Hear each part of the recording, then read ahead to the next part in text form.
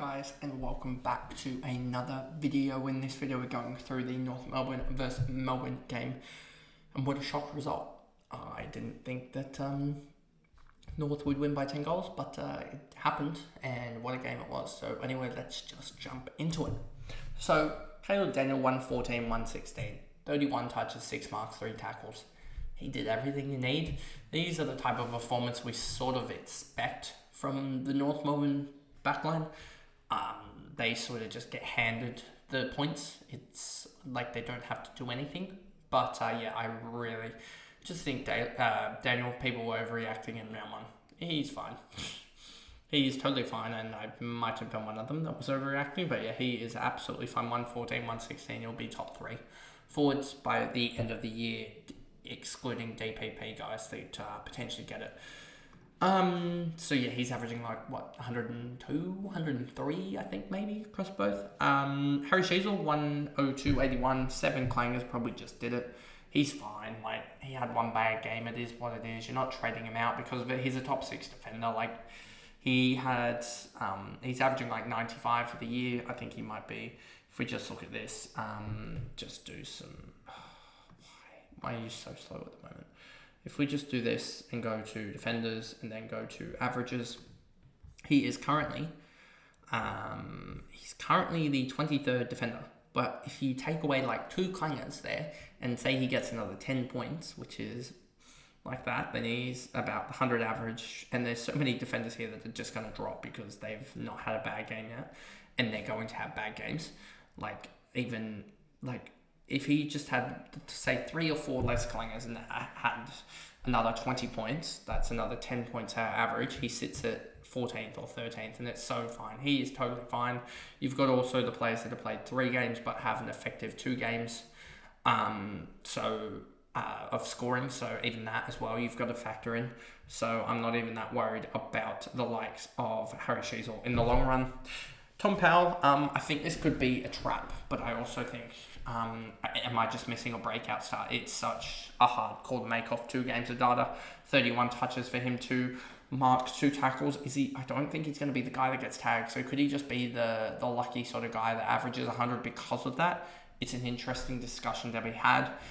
And yeah, I don't know I think he's priced at about 430 or so. Tom Powell, he's gone 100 also. So definitely a guy that, what's he priced at? Yeah, 34. This is interesting. 49 against. He's just struggled in the last couple of games against the 2 sides he's coming up against next. 48 in the last round of last year. That's sort of an outlier, I would say, in a certain way. But yeah, he's gone, 5 tons in his last 7 games. But then he's also had a 39 of 48. But I think those 39s and 48s were with no CBA time. So let's just look at when he actually gets the role. What does he go at? So we can see here, he goes at, when he gets 50% or just 35% CBAs, he goes at, let's just look at it here, not that one, this one here. When he gets 35% CBAs, he goes at, in the last 2 years, he goes at, still clicking away here, let's actually update that to 40% CBAs and just get rid of you, and you here. When he gets 40% CBAs, he goes at 90 in Supercoach. So that's not the kindest. This game against Carlton, where he had 39, is not showing up too well. So on the scoring, but yeah, so if you take out that, just taking it out to take it out, he goes up to 93. That's not the greatest increase, to be honest with you, is it?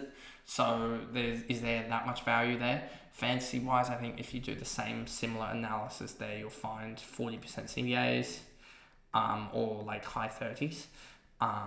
No, let's go 40% CBAs here, and we'll run off that.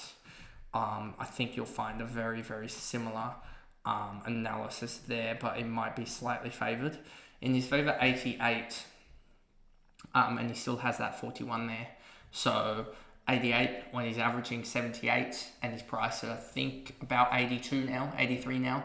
There's not much value there, so you're really looking at a big, big breakout there, to be honest with you. If you do take away these games and look at the back end of the year, just to see if something changed in the way he was playing in the back end of the year, Post bye, he averaged 89, so there's no difference there in terms of that. So I think this would be a natural breakout, and I just don't like picking the natural breakout guys. Cherry, he dominated Gorn. That sucks. Gorn's had a lot of stuff going on outside of footy, and yeah, it is what it is. Life's more important than footy at the end of the day. David Juniak, 86, 108, 23 touches, 7 tackles. He just did what he needed to do, Supercoach wise, fancy wise, just never going to be a fancy scorer, to be honest with you.